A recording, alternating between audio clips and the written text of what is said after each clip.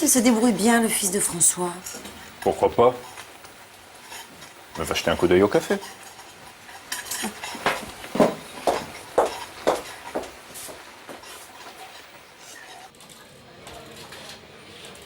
Tiens, regarde.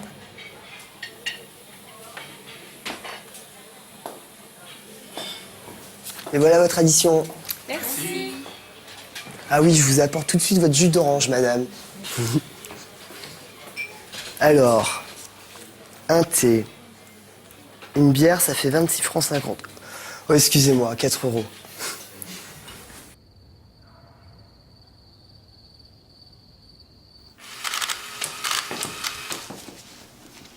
Ça va, vous vous y faites? Tout s'est bien passé? Oui, ça va très bien, madame Lemoine. Mais j'ai encore un peu de mal à ne rien oublier. Tout normal. Mais ça viendra vite. Alors à demain, Julien. Au revoir, madame.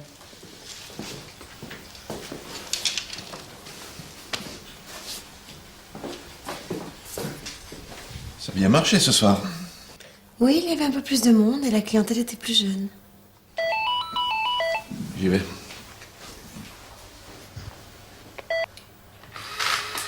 Oui, très bien. Oui. Au revoir. C'était François. Il voulait savoir comment Julien se débrouillait et si on pensait le garder. Je lui ai dit oui, bien sûr.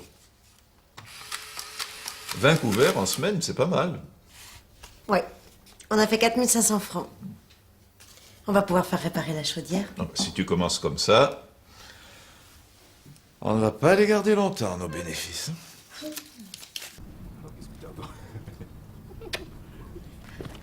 Il est joyeux, notre Parisien. Eh oui. Ces affaires sont bien parties maintenant. Je me demande combien de temps ça va durer. Ah, ne commence pas.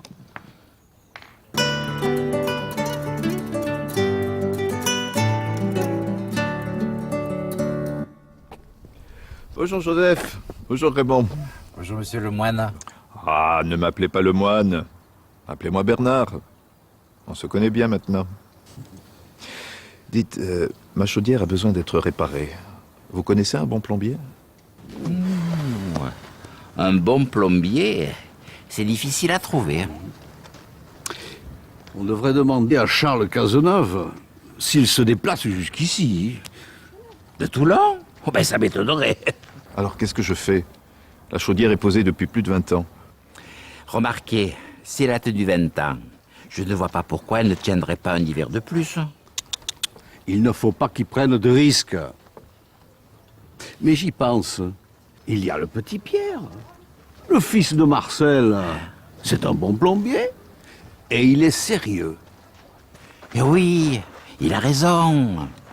Justement, votre chaudière, elle a été installée par son père.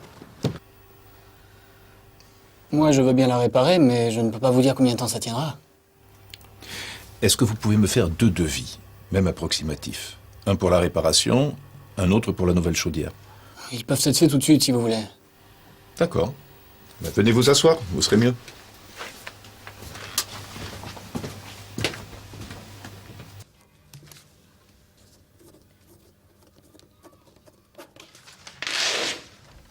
Tenez, voilà vos devis, à quelque chose près. Je me demande ce qui est le mieux. Il n'y a pas une énorme différence de prix. Ah, il vaut mieux la changer, je crois. Vous pouvez le faire quand? Oh, le temps de la commander, disons dans une dizaine de jours. Je vous téléphonerai. D'accord.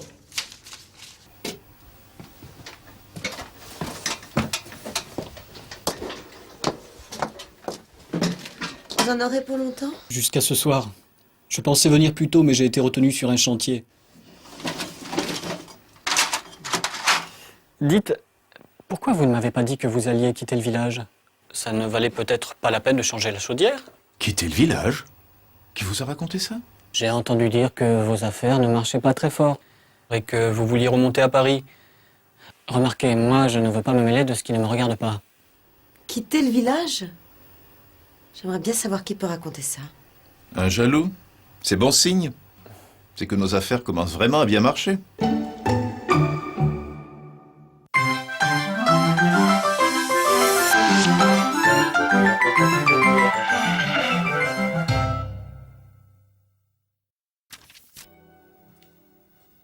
Bonjour.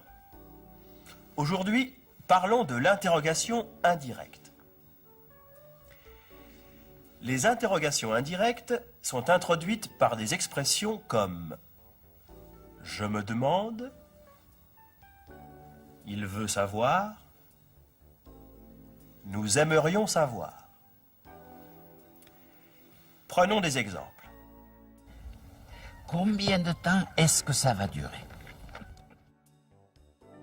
En interrogation indirecte, cette phrase devient « Je me demande combien de temps ça va durer. On garde l'expression interrogative « combien de temps ?» Une autre phrase.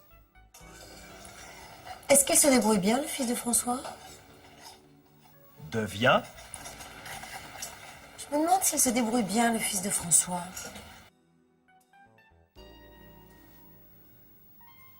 est-ce que dans l'interrogation directe devient si dans l'interrogation indirecte. Un dernier exemple. Qu'est-ce qui est le mieux? Devient Je me demande ce qui est le mieux. qu'est-ce qui, dans l'interrogation directe, devient ce qui, dans l'interrogation indirecte. Et moi, je me demande ce que je peux faire pour clarifier la présentation. Mais attention, le cas des phrases impératives est différent. On utilise demander de plus infinitif. Appelez-moi Bernard. Devient Je vous demande de m'appeler Bernard.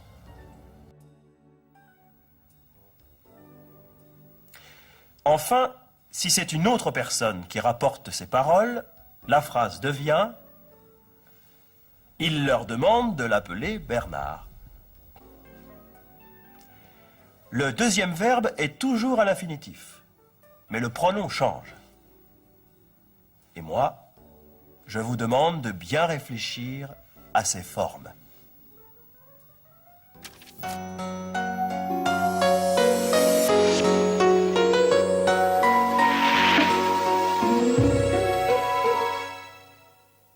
Ça va, vous vous y faites? Tout s'est bien passé? Oui, ça va très bien, Madame Lemoine. Ça n'a pas été trop difficile? Au début un peu, mais maintenant ça va. Comment vous vous en sortez? Pas trop dur? Non, non, on s'y fait vite. Ça a bien marché? Oui, ça a été.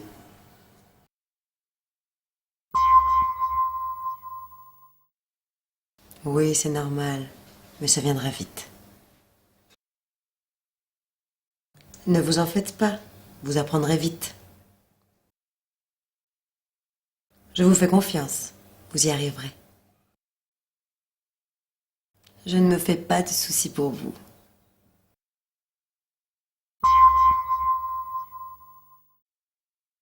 Ça a bien marché ce soir. On n'a pas à se plaindre ce soir. On ne pouvait pas faire mieux ce soir. Si ça pouvait toujours marcher comme ça...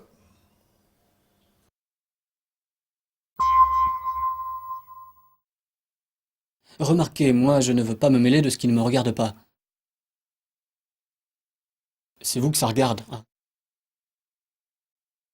Vous savez, ce n'est pas mon problème. Je vous dis ça, mais ce ne sont pas mes affaires.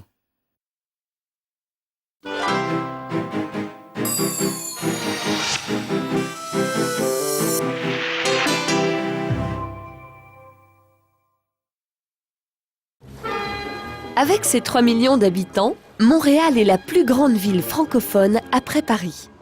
Elle est située sur l'estuaire du Saint-Laurent, par où sont arrivés les explorateurs français au XVIe siècle. C'est une ville où tout est double. 2 drapeaux,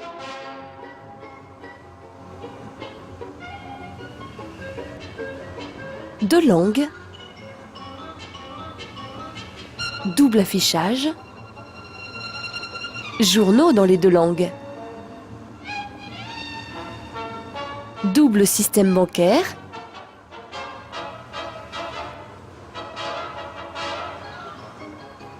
deux universités, l'anglophone McGill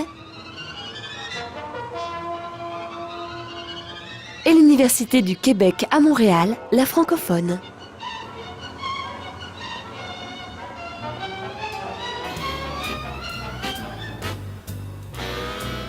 Le boulevard Saint-Laurent est la frontière entre la partie ouest anglophone et la partie est majoritairement francophone.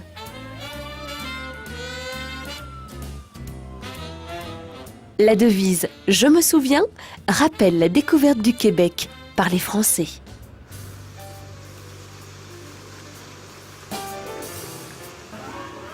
Nous sommes dans les bâtiments du groupe Desjardins, au cœur du pouvoir financier francophone.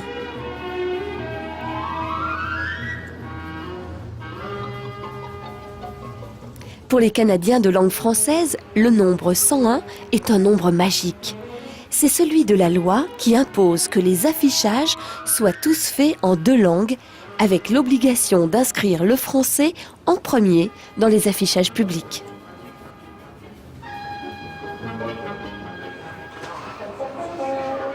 À la bourse, si les transactions se font en anglais, les employés, eux, communiquent en français.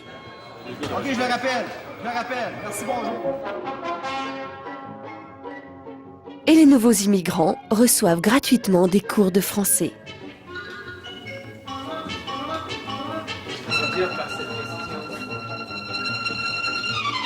Dans les écoles, les élèves anglophones apprennent le français. Les cafés sont des bastions de la culture française et chanteurs et écrivains maintiennent les traditions populaires. Dans cette ville du XXIe siècle, un Canadien sur deux est bilingue.